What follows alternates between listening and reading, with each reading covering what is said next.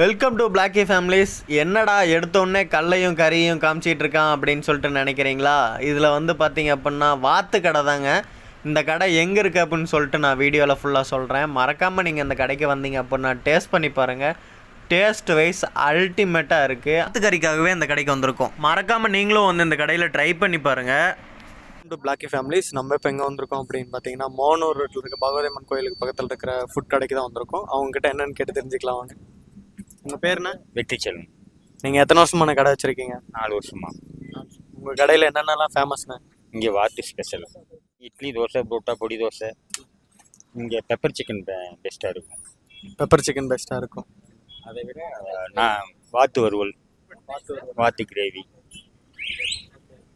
இந்த கடையை ஆரம்பிச்சு 4 வருஷம் ஆகுது. 4 வருஷம். எவ்வளோ தூரம் அதை மெயின்டைன் பண்ணி கொண்டு வந்தீங்க? ரொம்ப சிரமப்பட்டு வந்தோம்.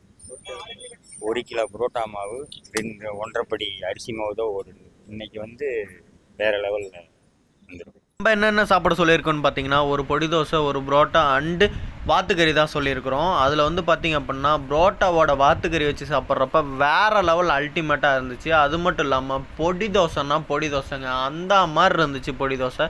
நீங்கள் மறக்காமல் வந்தீங்கன்னா டேஸ்ட் பண்ணி பாருங்கள். இந்த கடை மோனூர் காட்டுப்புத்தூர் போகிற வழியில் தாங்க இருக்குது. வேறு லெவலாக இருக்குது. மறக்காமல் ட்ரை பண்ணி பாருங்கள். அல்டிமேட்டாக இருக்குது.